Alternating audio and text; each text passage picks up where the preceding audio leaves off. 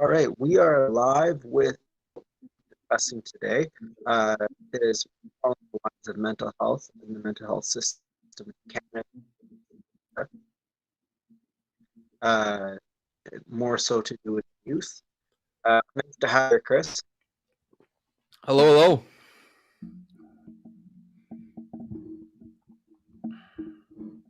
All right, it's great to see you. I know because we went to college and university together, but would you be able to tell a little bit about yourself for the audience? Yeah, sure. So I've worked in the youth justice system now for just over 3 years. Um, so I got involved. I got involved in youth justice system. Yeah, 2018 was my first year into the ministry.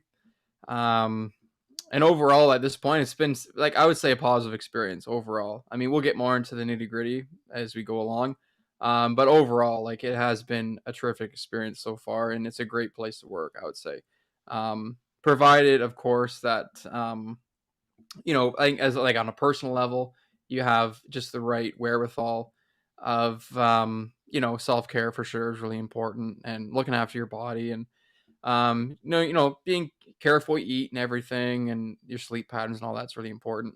But mostly about like just how you handle yourself outside of work is really important in regards to the kind of work that you do inside with the clientele that we work with. So that's just a bit about the youth justice what I'm doing right now. But overall, like me as a person, I got involved. Well, I guess we should probably start with how I know Brandon. We went to school together at Fanshawe College, and we met in 2011. So we've known each other for almost almost a decade now. It's pretty crazy. Brandon's been a good buddy of mine for quite a while. Like I said, the whole time, and yeah, we pretty much met on day one. Actually, I think it was we met. I think I offered you a sandwich or something like that. I think that was it, right? I think it was something like that. It was like day one or day two. I want to say. Yeah, you go up beside me, and the funniest thing was you just said, "Hey, looks like we're the only guys here." So it's you and Yeah, it was going to be team testosterone on the right side of the room, I think. uh, yeah, I remember it was the left side. We were on the left corner, and that was one of the first comments. Actually, you were like, "We need that power position in case we get it." It was the left side. Yep. Yeah, you sat on that right side of the chair, but beside me, I was on the left, Yep. and and you had your big lunch box, which you carried like a feast in every day. Oh yeah. Hey, the whole point, the best way to learn, you got to be well fed, and that relates to self care, folks. And we'll talk about that later. But you got to know what your body's needs are for sure to be your optimum performance. And that was a thing of mine. I know it was a well known thing throughout the class that I would always show up with this big, pretty much like this massive lunchbox. And I mean, when I did my first year placement, actually, one of the older teachers, he told when we were at the staff room, and I brought the same lunch pail and I was bringing in like all class in class during first year, and he said, "Geez, like Mr. Jackson, do you have like a kidney in there or something like that? Because it looks like a kidney ice box you keep on trucking in here every day." That was a comment that always stuck with me. It was hilarious, and I'd always joke. I said, "Well, I don't know. I might have enough Rice Krispie squares in here to equal the weight of a kidney, so I don't know. Does that count?"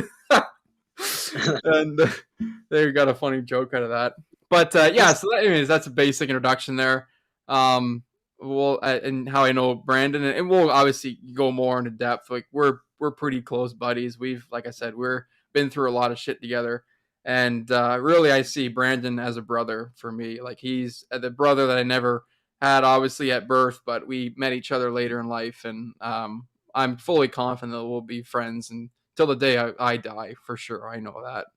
Um, Absolutely, yeah, absolutely. great guy, and even yeah, he's like we got the kind of cool friendship where we can go a month or two, not really say much, and then come right back into it, and it's like we picked up right where we left off. We always know what's going on, and we'll be Oh, doing that's more of great. this. Oh, sorry, yeah, you go ahead, man. I just wanted to go. You said earlier you've been in for 3 years, but you've been in the field, the general field, for about 10. Well, And that's I think, yes, yeah. We can talk more about that in a sec. I wanted just to kind of lay out kind of how we knew each other, and yeah, that's right. Yeah, the field of youth work as a whole. Yeah, I've been in for 10 because you factor in all of our placement experiences and other work histories as well. Yeah, so that's right. It's been over 10 years now, which is kind of crazy to say. We're getting and old, you've man. been the yeah, you've We're been getting involved old. with the police force as well. Yeah, I can talk about that. Yeah, I have been. I'm with the auxiliary here in Brantford. I've been with them for since 2019. We're not doing too much right now with everything going on with COVID protocol, unfortunately. But I've been out a couple times with them and gone through some police training as well.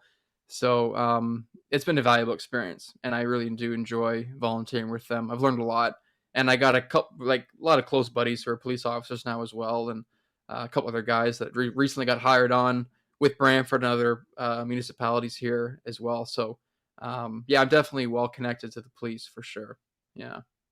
So I want to dive right into a really interesting topic that is in our field. A lot of these topics are taboo, but I think it's because there's a power struggle between the new age workers and the old elder workers that are in the field.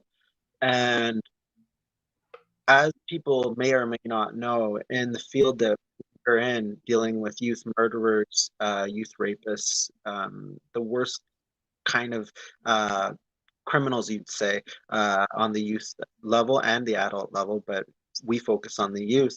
Uh, we do have the ability to go hands on and deal with youths in a physical manner.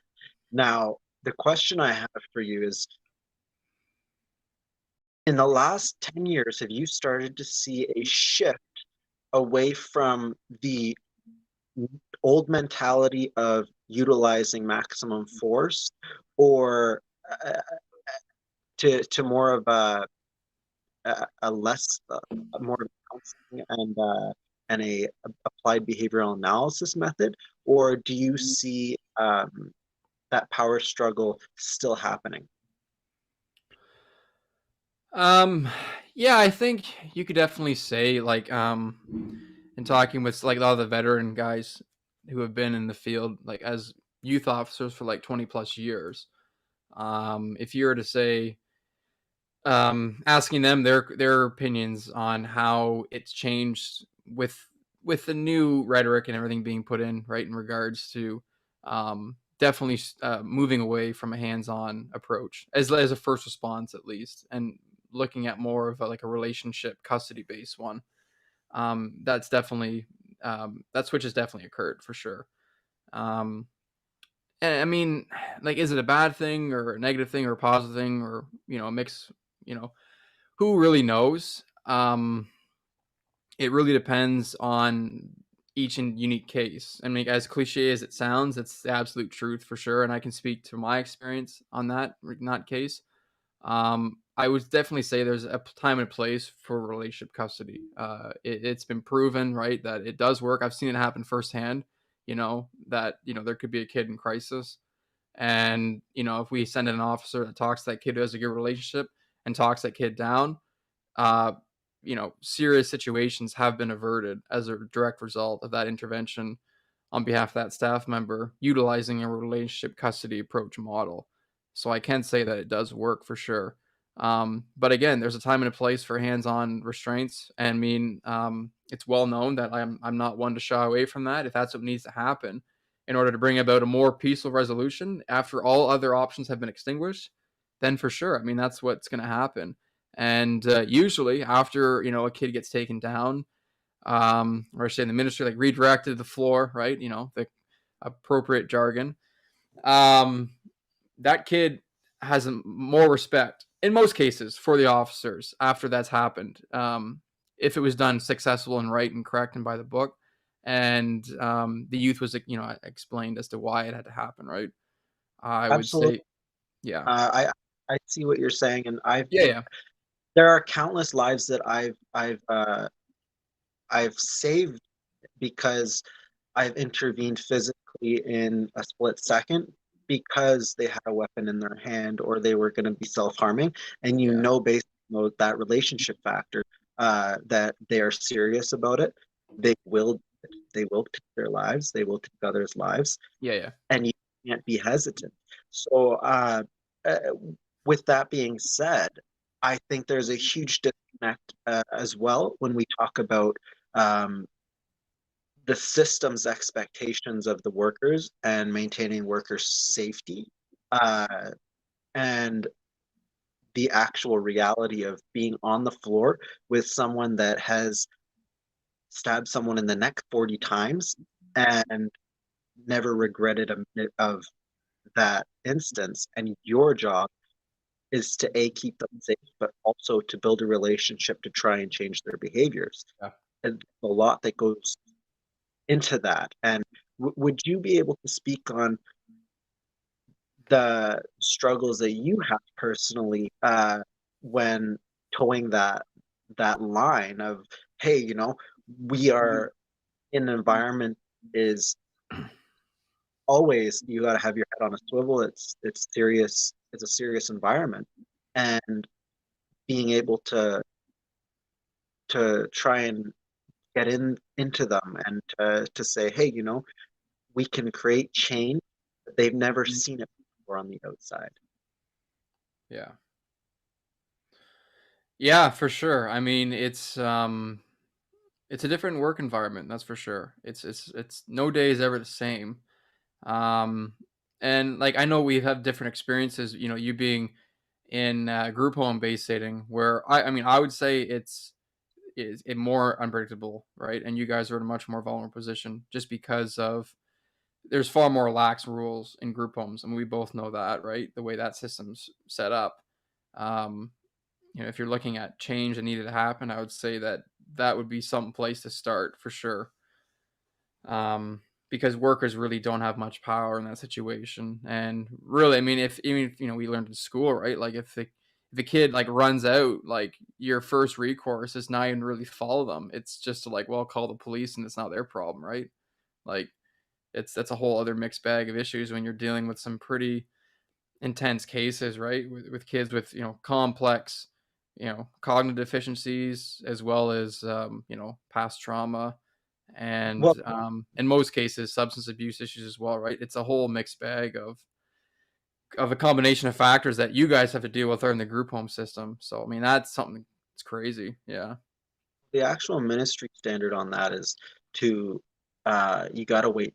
I think it's 24 hours, and you've got to actually try to track them or find them. Mm-hmm. Uh, so because the police don't want to be called out every time, which is Oh yeah. so a few years ago they decided to rid of the bars on the doors because there was a fire and the windows. So that fire resulted in youth being able to leave the facility at all times.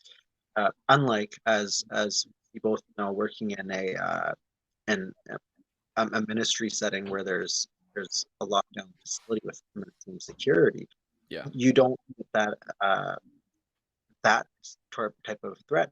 But what you do get is there is no greater punishment beyond where they are. So uh, the consequences for their actions are given out by their peers essentially. Yeah. And uh, would you be able to highlight what it's like going into a workplace where the youth are they're so closed off in that maximum security setting, and how to get through to them genuinely and honestly, Yeah. full full um transparency. yeah. Well, for me, I always try and really, I mean, not to like just toe the line sort of thing, and keep on propping up relationship custody. But I mean, in some situations, it can work with particular kids, right? And obviously, like just from a human basis, you're gonna bond more with one kid more than another, right? That's just it. It's just the trick is really trying to maximize the um, the effectiveness of your relationship custody efforts. across a wider to cover a wide array of personalities, right? So like to put that in context, like right now, what we're really doing with a lot of our guys is as much as we can. Obviously, we can't like go and play floor hockey or basketball as much as we could before all this. But like one thing that's been really popular in all the units amongst like all kids and all the staff across various units is ping pong. And like as simple as it sounds, I'll go in for a shift and have play ping pong for 2 or 3 hours, making tournaments, right, bringing other kids, right, and the games get really competitive. Like we get really fired up. Like I get fired up if I lose, and the kids get fired up if they lose. Right? We want to win, right? And in doing that, like as simple as it sounds, you're not just simply playing a game of ping pong, but you're learning about each other. And during those moments, like conversations happen, bonds are formed, right? You really get to know guys where they're at. And I think so, like more so for men, because all the guys we work with are males. We didn't specify that earlier, but all the guys that I work with are young men. Um, Guys like relate best by doing things together. So whatever it is, sports most like for sure, right? But not just related to sports. Like if you're playing cards or playing chess or whatever, that's where relationships happen, and that doesn't change just because these guys are criminals, right? So like in utilizing ping pong as a medium to get to know these guys better and to form relationships, that's that kind of groundwork built in. If a kid's popping off, and you go into a situation, you've already got all that basis, that foundation laid. I'm not going in my first instinct thinking I'm gonna like drop this kid to the ground. I'm going in there like, let's talk to this guy. Like, what's up, man? Like, did you fuck up on a test, right? Or did you have a bad phone call with a parent? Did you have a relationship breakup? Girlfriend dumped you, whatever it may be, right? There's always a reason for these guys. Most, like for the majority of them, obviously for various unique cases and mental health related specifically, it may be different, right? That may be a different situation. But for a lot of these guys that are in there for, all kinds of crimes from, you know, some drug trafficking to murders, whatever, they're still human beings at the end of the day, right? So finding what makes them human, right? There's always things you can work with in order to get to know these guys and form those relationships. So, yeah, that's an example there, a contextual one with ping pong. And I look at it as when people act in a certain manner outside in society, whether they shoot somebody, whether they stab somebody, they do these things as a result of a lack of stability in their personal life. So find that, like maybe your opinion on this, that there's a conception between a lack of stability and an individual's life that results uh, to impulsive and inappropriate behavior. And on the flip side, being able to model and display behavior uh, that just hasn't been learnt before with these young men. Yeah, for sure. Yeah, I'd agree with that. It's and it's funny too, like um in regards to like techniques and everything of that nature, like what we learned in school. The foundation is there for sure, but really the job itself, as it relates to how I know it so far with 3 years in, is it's how you make it, right? um and that comes down to like building how you talk to people, your communication skills, right? How you handle consequences, all of these things. And the guys that we work with, I mean, they're looking for that. They want to make sure that the staff that they're working with, they can lay down the law for sure. Like they want to feel safe too, right? That's just an important part of it. We all want to feel safe in that position because there are instances for sure where like it is not safe job. It is not, it's not all as rosy as can be made out to be at times. And the youth want to know that you can handle yourself in those situations where you have to step up, right? Um, and that's integral to the overall um, inner workings of a unit, right? Everything working together. They definitely look for that for sure. And that's something that like it can be learned, yeah. Um, but there's got to be a foundation built, I think, within like you as a person to be uncomfortable in those, or to be rather to be comfortable in uncomfortable situations. And yeah, it's kind of one of those things where you really do like you sink or swim, right? It's not for everyone, that's for sure. I'll say that. Um, Take rational approach is absolutely essential because yeah, yeah, you're the rational entity in that situation. They're there for a reason, and it obviously can't be forgotten. And going back to that old age and new age approach, do you find that more and more uh, people coming into the field are are willing to engage on a activity into an activity and to be personable and to be able to model those positive and successful behaviors that you can apply those behavioral techniques and modifications. And do you see that there are more people coming into the field uh, that have those skills? oh yeah, for sure. Like I said, like I still count myself as very new into the field, in regards to youth justice, right? And that was always my approach coming in, that it was always going to be around an activity centered base. And, you start there, start with those relationships, and go from there. Obviously, like there's a lot when you like your first year, like you're learning quite a bit. You got to learn the routines and how which unit functions which way, because each unit's different in terms of how it's run, based upon the kids that are on that unit, right? And then you got to factor in how your fellow staff are working, right? Like the difference between full timers and part timers and different sides, right? Um, it's a lot of inner human dynamics that you got to learn pretty quick. And that's something that's not really spoken much of in the job. It's in regards to, getting in addition rather than getting to know the kids, you got to know your fellow staff as well because they got to be able to depend upon you and know how you operate in any situation, right? Even with just a regular routine day, they want to know that you got their back, and if something does pop off, then you know how to handle it, right? So these are all things that are continually being renegotiated, right? These relationships as you go forward, especially in your first year, as you're starting out. But yeah, overall, like still being a new staff myself, that was always an importance of mine, just to come at it, be eyes wide open, mind open, and ready to absorb information like a sponge. And it's worked out well. Now looking back, I mean, it seems crazy to think that I've been in for as long as I have been in. Time's flown, and that's kind of a cool thing. I think it's something you look for in your career. You don't want to be counting days, right? If you're doing that, then you're probably in the wrong line of work. Um, but no, it's been great, really overall.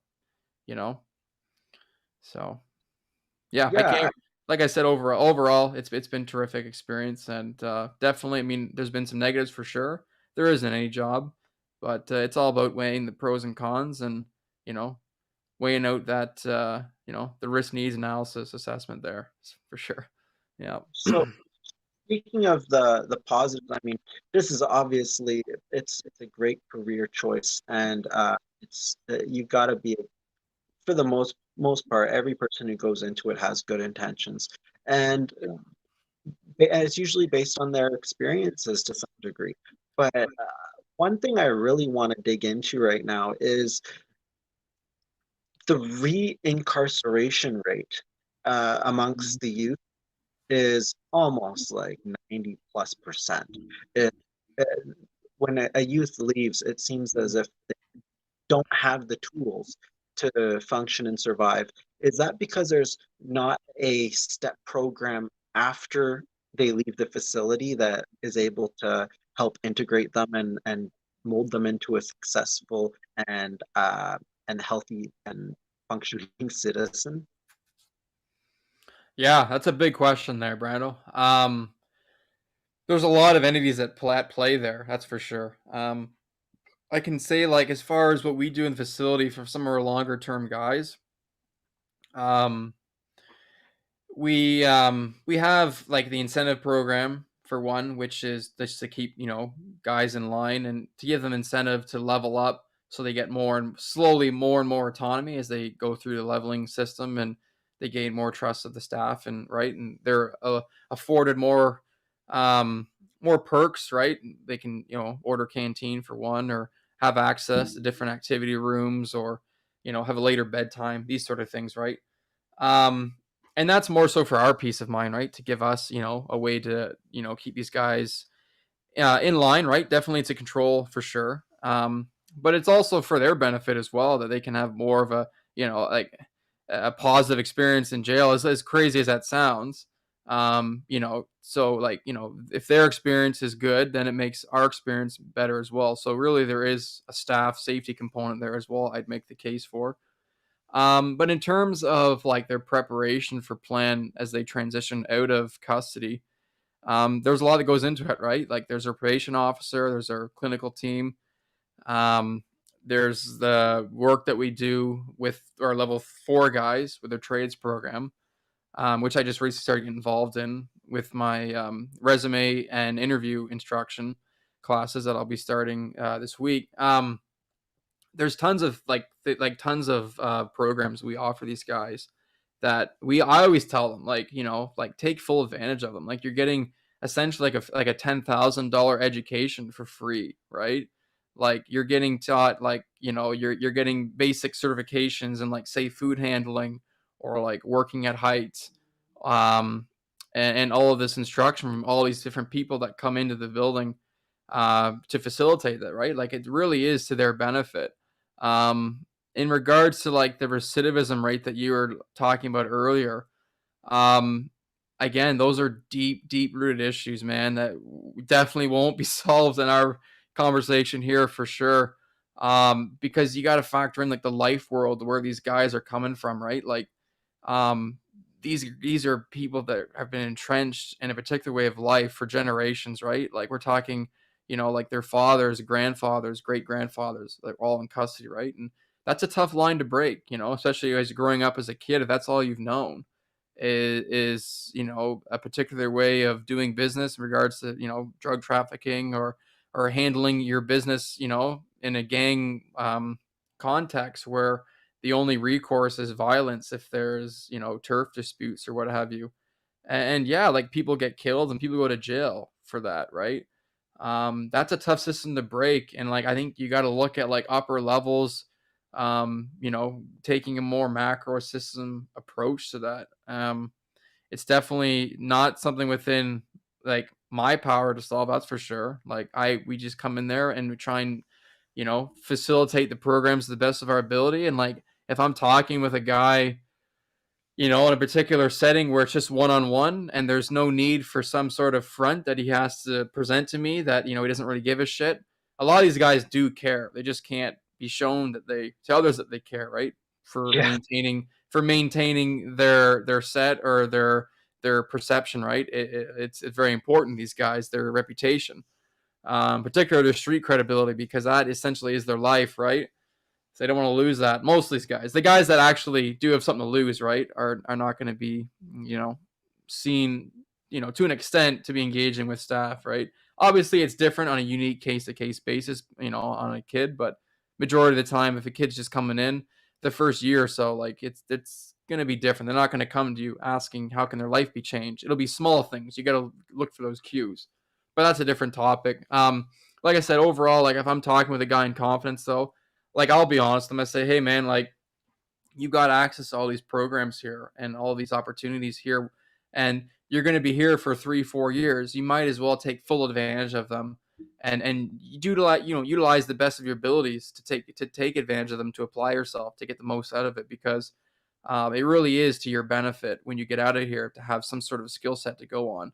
And I really believe that, and with my institution, like we really do try and give these kids a good launching pad when they get out, and it really, there's an emphasis on them putting in the effort to take advantage of the opportunities when they go. absolutely. And I think the most disheartening thing is when 3 or 4 years are up and they are about to leave the facility. They've made a ton of progress, and you know that they're going right back into the what do you want to call it? The shit pit, really. Like they're going right back Yeah. into where they're started, and with the people that maybe have drug addictions, gang activity, and the first thing, many of them also have someone waiting for them on the outside. There's a lot that goes into this, and it's it's almost sad because you know within a few days of these youths leaving the facility that A, they might go missing, B, they might commit another crime, and C, if they can get some way out of those two options, that it's an uphill battle for them because they're right back in that environment that created that person in the system Yeah. for 4 years. Yeah, and all the progress that could have made could unravel, right? That's an option as well. Or I mean, there's one you didn't touch on there. It's a bit more morbid, but they could die, right? Like it's a sad state of the line of work, but some of our guys don't make it. They don't make it. And that's just something that you kind of have to deal with.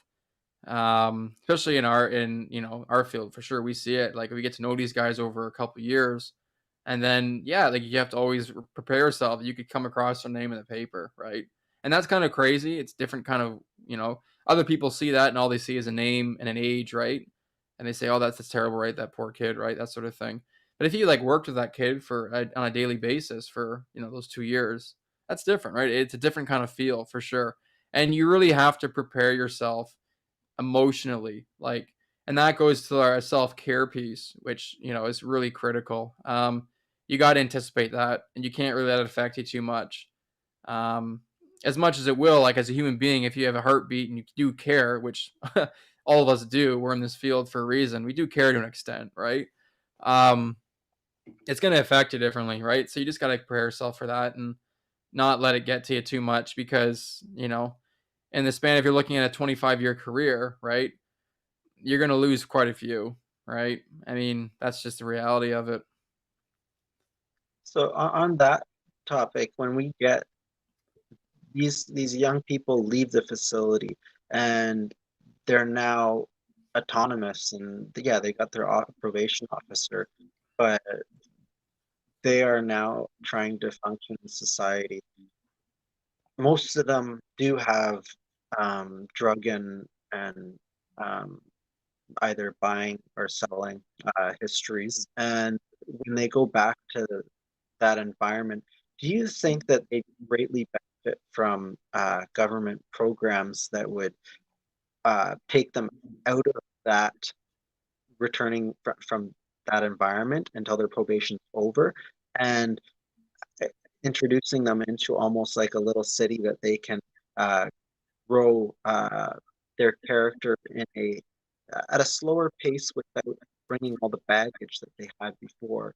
Uh, do you think that sort of um, way or methodology would work well with the clients that you work with? Um, so you're saying like a separate living situation, or like Like what are you going thinking? into a small town tailored for these youths to start working, daily daily support system, uh, not in group living because you're just tossing them back into that Yeah, environment. Solo living where they have somebody coming in and helping them get from A to B, and yeah. then navigating from there towards full autonomy instead of just tossing them back into the bear cage and saying, "Okay, you're going back to all the baggage that you where you were, Yeah. and now you try to find your way out." Yeah, I think it's an interesting idea. It's a utopian one, I would say, in that sense. Not to take away that it couldn't be done. There'd be a lot of logistics into that, and bringing that into fruition if it ever was to be a reality. I mean, it's a cool idea, and every change starts with an idea.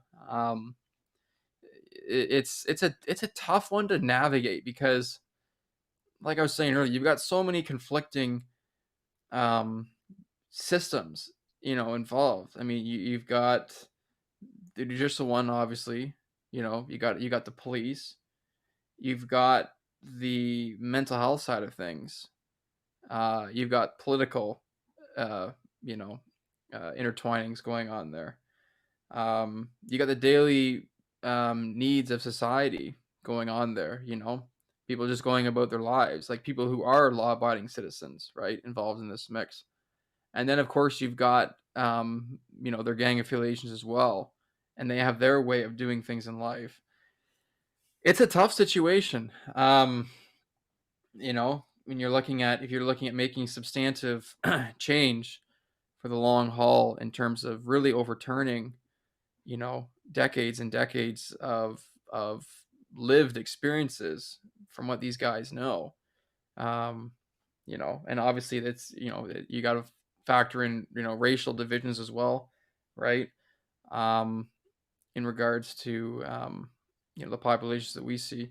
It's crazy. There's so much that goes into it. I wouldn't say there's like a one-stop fix. Like, it's really the biggest thing that you could like look at, maybe that would require obviously more funding, would just be more support on the outside, right? That would be a big thing. More checks and balances on each individual case. The problem is that, like, probation officers, and I know this, um, their caseload's enormous. Like, it's crazy how many clients that they're working with, on a monthly basis. Like, some of their caseloads could be they have over 30 or 40 clients on it, right?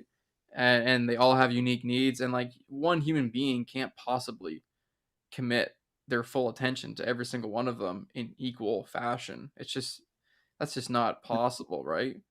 Right, So, like, entirely. it's crazy. Yeah, exactly. So I think looking at that situation, and maybe it's hiring more probation officers, maybe it's hiring more intermediary supports between, that can act as a liaison potentially. But then again, that's a government decision that needs to be made. And you have to obviously look at reformatting a budget for that and allowing for those kind of changes to be made. It would be a crazy intensive and intricate process to look at revamping the whole system as we know it.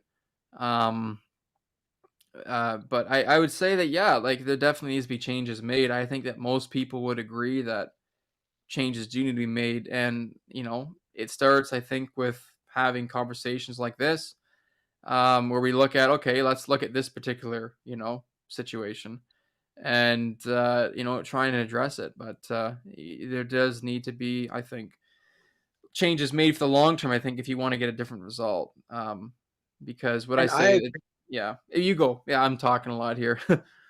No, no, I agree entirely. And the analogy I almost use is you put these people into prison uh, because they did something wrong and there's a victim involved. And the victim is never going to get whatever it was that happened back, whether it be their life, their dignity. They're going to live with sexual trauma the rest of their life, the theft. They never get all that stuff back. So they're going to live with whatever it was that happened for the rest of their lives. And the system pumps $200,000 a year roughly per person per year for those people to get this type of maximum security environment. And where it really baffles me is it's almost a slap in the face. That's where the analogy comes in. It's a slap in the face to the victims. Yeah. When you throw the person back out, and now you got a wolf among sheep. And these guys, you mentioned probation officer. I think the biggest struggle for a probation officer is they go into the hood, they are wherever they're going. It could be a countryside where there's a lot of guns and crime as well. It could be in a city in a lot of government housing. Uh, you go right into that wolf's den there, Yeah. and you think that their death threat and maximum security could come true, like tracking your license plate on the way out and so on. Imagine what it's like for that probation officer, who they actually have those who have been released actually have the guns on them. And it's like, how are you supposed to uh, create change in somebody that you know can end your life right then, and they might have done it before to somebody else. Yeah. So I look at it like it's absolutely crucial to continue the funding and to slowly release that maximum security control in different stages because I've seen both sides of it, the maximum security and the closed custody and also the open custody. So three sides of it. And in my experience, the resources are being pumped, but then they toss them out right back to where they were with into custody of whoever it was that they were living with or whoever's going to take over, Yeah. usually in the same environment that they were before or something similar. And worse off, there's new victims. So I think there needs to be some sort of um, measure and response to prevent that just dropping them in because you just drop them right into that cage and say, okay, you're a wolf and you're gonna fight off the sheep once your struggles happen because fight or flight, they're just gonna fight their way unless they're a self harmer. They're gonna fight their way through those Yeah. sheep. They're just Uh, gonna resort back to what they've always done, right? back- They're programming they got in their youth, and that's what they'll do. So it's so a then tough question, man. I know it's and like we've talked about this before with and my buddies too, right? Who work in the field, and we've had these conversations, and um, it's something that we just yeah, it's almost overwhelming to think about, right? There's just so many moving parts involved, right? But I think again, it's important that these conversations happen because, I mean, slowly but surely, change does happen. I mean, we've seen that with a relationship approach. Now, I mean, granted, there's critiques on that, right? Going back to what we are talking about earlier. rapists, rapists. Sometimes they approach. Sorry, you go. What's up? Oh, sorry, I was going to say rapists statistically don't change. Yeah, Statistically, people who rape are going to be reoffenders. yeah. I mean, that just goes back to their learned behavior, right? I mean, chances are they were probably assaulted at some age, right? We know that, and that's a learned behavior. So, um, yeah, that they were probably assaulted by someone in a power position, right?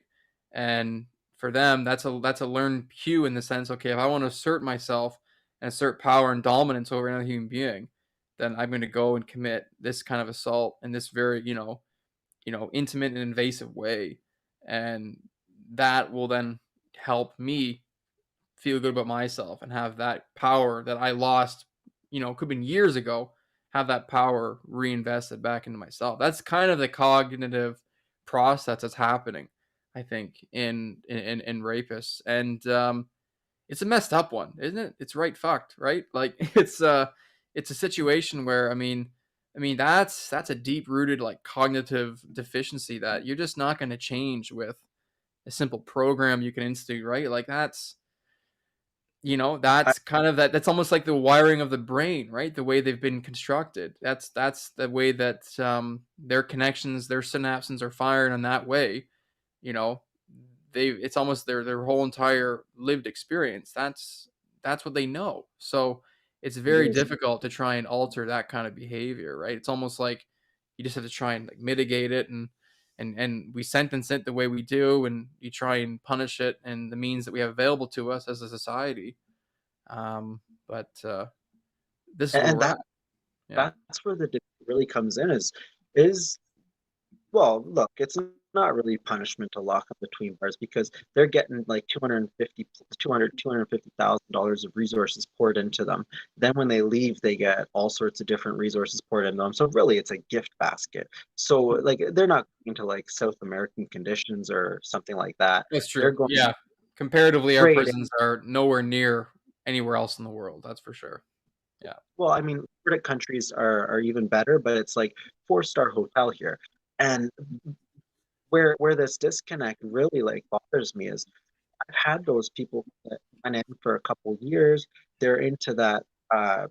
There are programs that are out there that are closed custody in society, and I've worked in those, and I've sat in a hospital room, one of those that there's he doesn't have an order on him anymore, that he can't be in contact with any minors, but he's sitting there and he's talking to someone so casually, and I'm sitting beside feeling so like I've got goosebumps. I feel so eerie because he's talking to this person about their little child that's Yeah. sitting beside, and these people have no idea that this guy raped 3 kids. And he goes and starts shaking the kid's hand and stuff, and I tell him, hey, like you need to be over here, but I have to do it in a way that doesn't uh, impact that family the rest of their lives in a negative way. And I look at specifically rapists because they're the murderers are people to rehabilitate. It's like,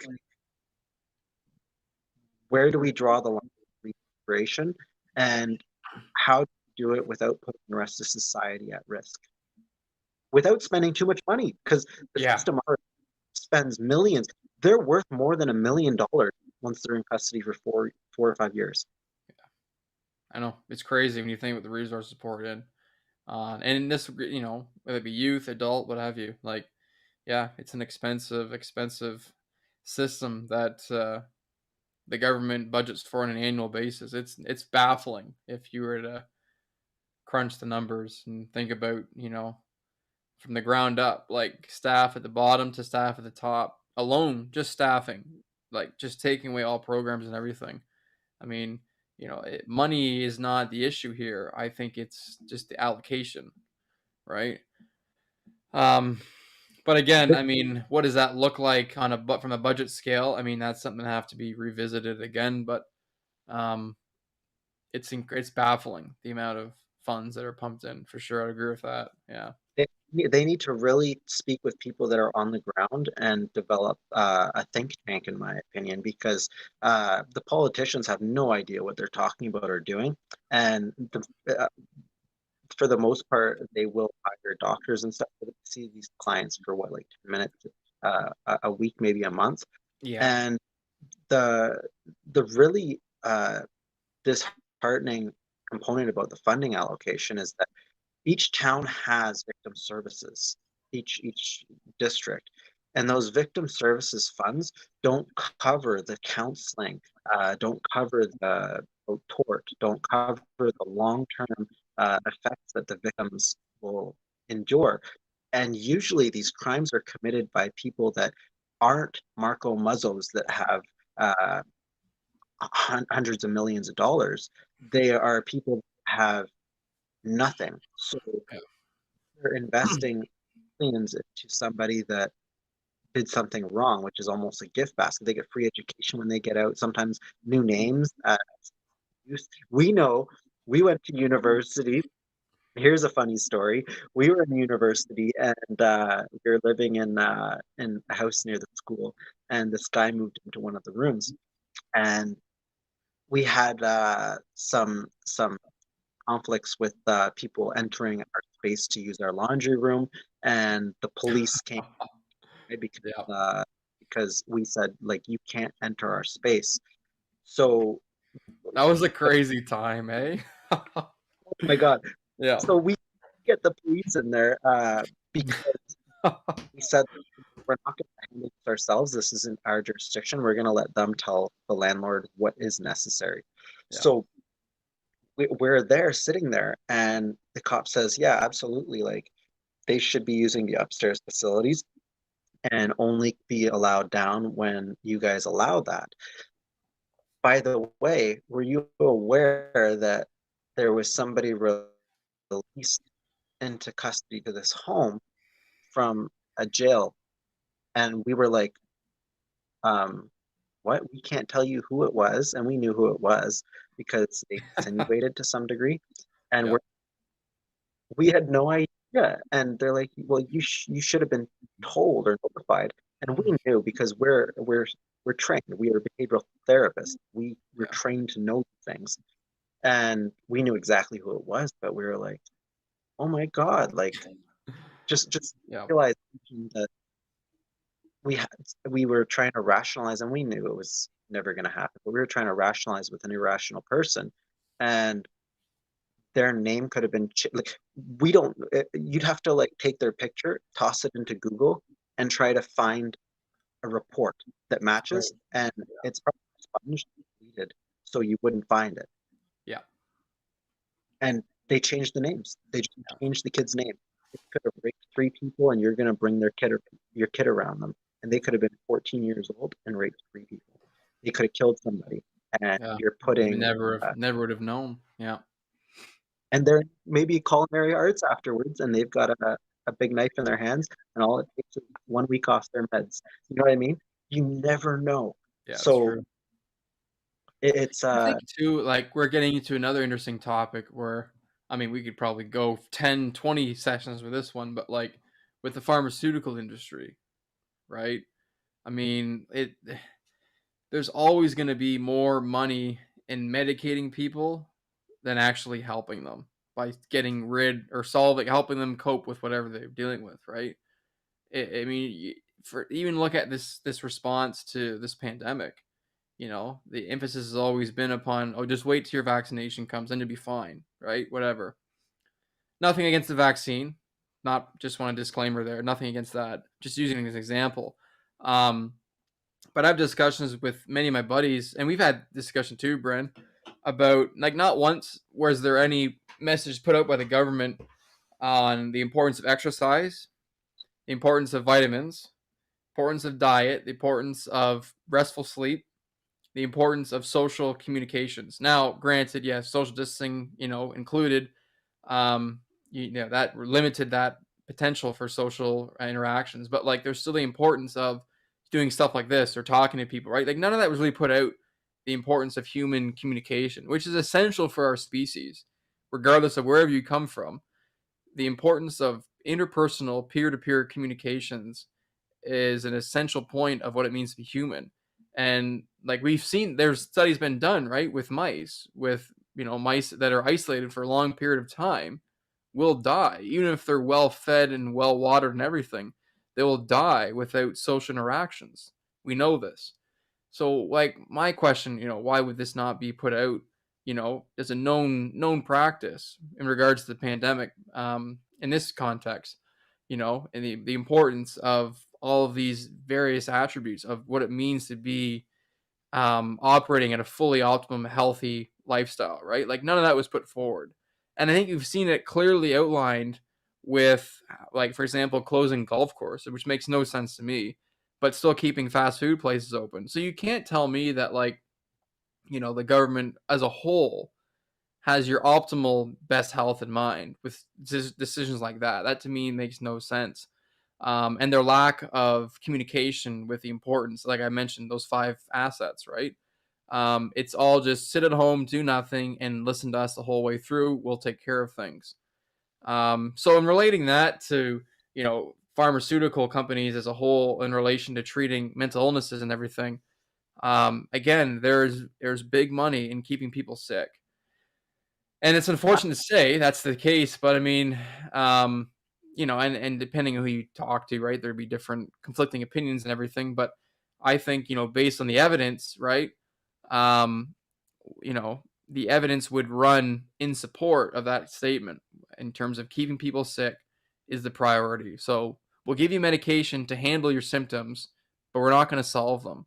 Like that to me is something that speaks volumes to what the government as a whole views in regards to mental illness as a whole. Even if it's mental illness, um, as a base, as a terminology, right? We've been conditioned with all these various symptoms and labeling things, right, and that sort of thing, and then medication go with that and everything, and that's it. Now, again, I'm not debasing pharmaceutical utilization in the treatment of various medical diagnoses that require a drug induced response. I mean, many of the youth that we work with, that I've worked with in the field over my 10 years, needed medication of some kind to help them function, and it made it they made a great difference in terms of how you would deal with them on a daily basis. I'm not taking away from that at all. I don't want people thinking that, I'm writing off pharmaceuticals as a whole. That's not the case. But I do think that there's something to be said for, a behavior intervention approach where you can start to teach people ways to utilize to handle their diagnoses, right, in a more holistic way that doesn't rely solely upon pharmaceuticals to treat them. That's the difference. There has to I, be the approach where you're working in tandem. Yeah. I, I agree entirely. And that's like the merging between the public sector and the private sector really needs to have a relationship that develops. And a think tank would do the trick because politicians are career politicians almost always, and you don't get the intellectuals, the people on the ground, these sorts of people in a committee format, think tank coming together and creating solutions. So what you have right now in COVID is they're like, oh, we got a new budget, and whether the liberals or the conservatives or the green, the NDP or the blue or the green, whatever party you want to call are in power, it doesn't matter. None of them have proven that they would instill programs that would be beneficial. And in fact, if you look at uh, uh, the average um, package that they put out, they really haven't addressed. They should be addressing those activity concerns and socialization concerns. We've got the most vast space in the entire world without anyone occupying it. Yet Yeah. we can throw hundreds of millions of dollars into different programs, resources, this, that, but we can't develop any programs and be innovative enough because they don't have anyone to create that innovation, first of all. Yeah. They don't have that's there. But why not create extra gyms outside and pay off those gyms that are inside and say, look, we can create outdoor gym facilities that can be like uh, calisthenic workouts and all these different things, and everyone can go and you just basically go through the courses. And Yeah. like you said, mice, when you restrict them and then they see the enforcement is going to potentially be there. And of course, we read in the news all sorts of things that are true and not true. But then you see an officer go and shove a 12-year-old skateboarder to the ground for being outside on his skateboard.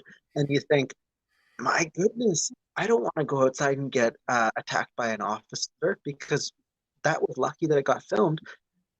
Odds are that my situation won't be filmed. So I'm reluctant personally to go out to the local field and start doing workout. I think most people are, and that's a real hinder on people's obviously mental health, but also their goal setting. Like it's difficult to goal set and create. Your brain always has to be moving forward, and the way to stop depression, often the way I describe to clients, and is you need to be moving forward and not staying still. If whatever it doesn't matter what you're doing. If your Yeah. goal is to shoot pants tomorrow, uh, we got to find ways to uh, change your metabolism, your habits, your eating habits, and recognize signs. Like you always need some sort of change that's going to help you get from A to B. And once you're able to go to B, you need to have a C in mind.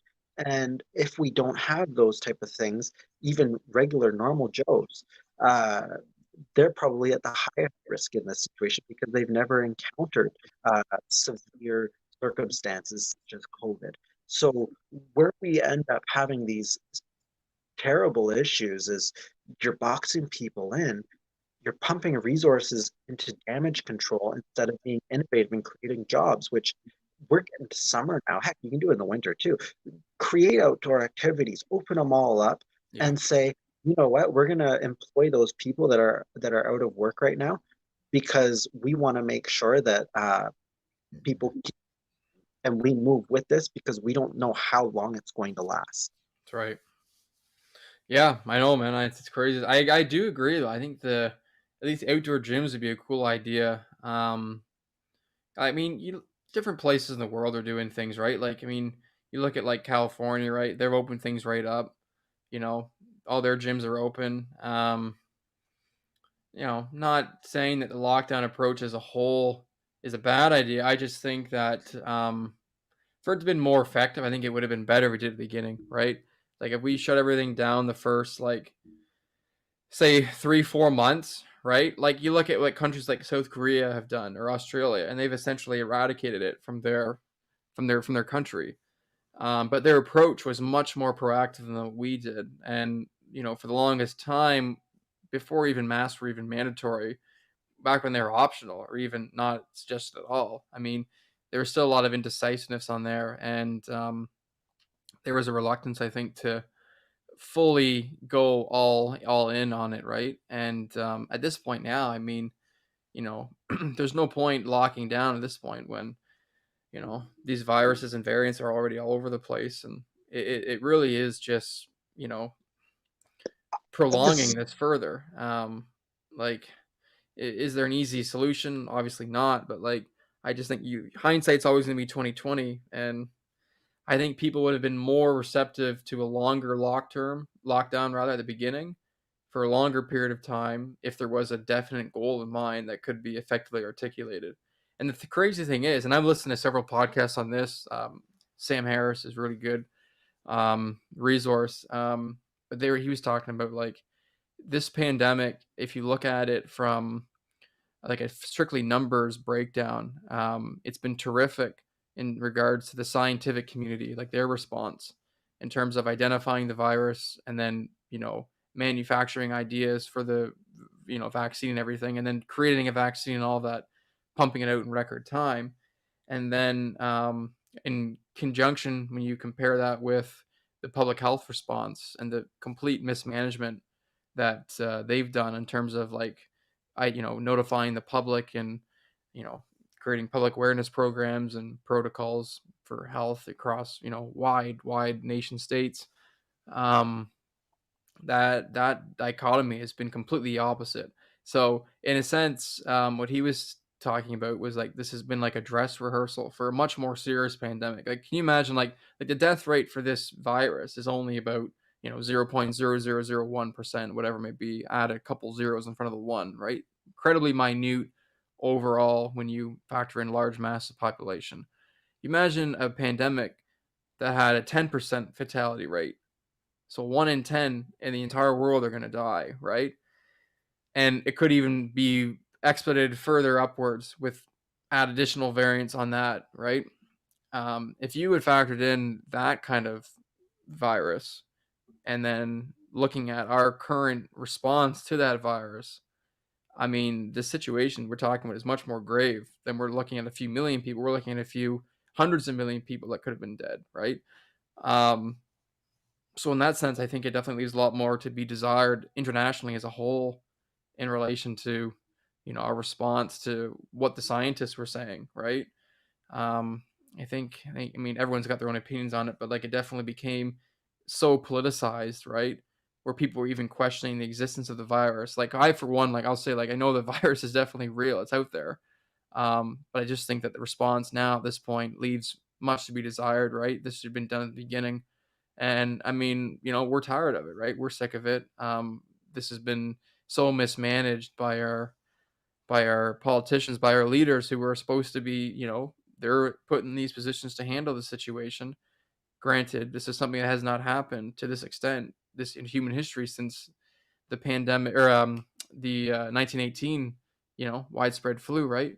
The Spanish flu, rather. We're looking, this is historic. Like we are all living in historic times where people will look back 20, 30, 40 years from now, and this will be in the history books forever. And I just think that really hope that we've learned, you know, from this mismanagement of this pandemic, that we learn for the next one that there needs to be a more proactive response in order to mitigate damage, both in terms of loss of life and economic downturn, right? I agree, and I see that. I think the main issue is we do put faith in politicians. If you look at the average politician, they have a legal background. Any lawyer that I know as a friend, I'm not trying to slate you at all. You're not creative, you're not innovative. Uh, they go by a book. So I think for these G7 countries and the major countries that are struggling with this, they're focusing all their attention on experts in science and health, where they really should be focusing their attention on people in uh, sociology, philosophy, all these types of fields that can actually create uh, change that goes with the environment and be able to help society adjust properly. And that's how you actually stimulate an economy in these situations. Uh, but Chris, I'm real low. We've got we, we'll get back to this on our next one. I think this has been outstanding and obviously great to see you, buddy. Yeah, man, definitely. This was a tremendous idea here, man, and let's keep this rolling. I think that this is the start of a really cool partnership here between our channels. So I'm pretty excited to see where this goes. And again, it's always good to foster this kind of discussion in these mediums we have available to us. I mean, it's interesting we look at with the times we're living in now that we were fully equipped to handle life, not operating face to face, right? We've got all the technology at our disposal and it's all mainstream and everyone has access to it. So I think that's really terrific that we can utilize this to its full potential and have these important discussions that I hope whoever starts viewing and tuning into our content can take something away from. And maybe this has been, an hour where we can foster some decent, intelligent discussion on a multitude of topics. And this is at least, if anything, has been a distraction for an hour for people from whatever turmoil or distress maybe going on in their own lives. So um, this has Abs- been good. So let's continue Absolutely. this going forward. With part two very soon. Stay tuned. Chris Jackson, youth justice worker, BC Simon. Thank you for having you with coming on and being with me today. And until next time. For sure. Take it easy, folks. We'll see you soon.